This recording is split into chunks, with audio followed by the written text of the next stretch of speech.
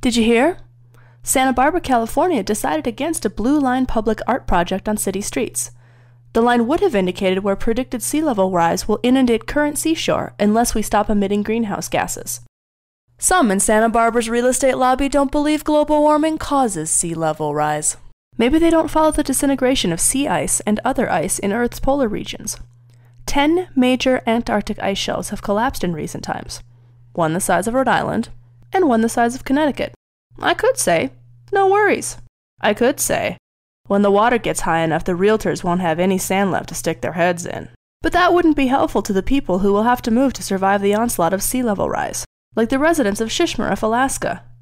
There, one autumn storm can easily carve off 25 feet of shore and drop buildings into the rising sea. Left unchecked, within the lifetime of our children, the sea will displace 500 million humans worldwide as it claims the land. That's partially depicted by this World Bank map, showing what a 1 to 5 meter rise would do to the shoreline. You can help coastal communities whose homes are already being eroded away, mile upon mile. You can do more than just drop money in your church collection plate. One way to do that is to ask public officials to require installation of LEDs like these to light your streets and parking lots. These are light-emitting diodes that can be paid for with energy efficiency and conservation block grants appropriated by Congress. Using LEDs will eliminate the need to generate 15% of the electricity we now produce during the night to illuminate high-speed roads. You see them here on this new 10-lane bridge across the Mississippi near where I grew up. Unlike some other lighting, LEDs can be dimmed when no one is around. You'll notice that parking garage energy and maintenance savings pays for the LEDs within 6 to 11 years, even when electricity only costs 6.5 cents a kilowatt hour. See the 3 pictures in the group on the left? Look at the lower right picture in that group.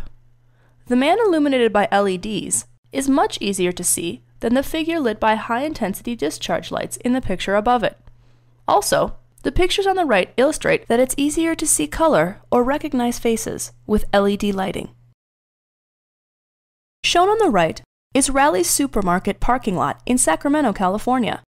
This Department of Energy and Pacific Gas and Electric demonstration confirmed a 70% energy savings when LEDs were used compared to 320-watt HIDs. If it hadn't installed LEDs, Rally's would have blown off more than $2,300 per luminaire over the next 15 years.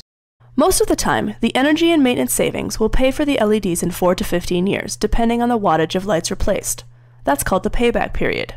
So how do you get LEDs installed in your city? Go to www.newworldwindpower.com and click on the LED street lighting petition in the left menu.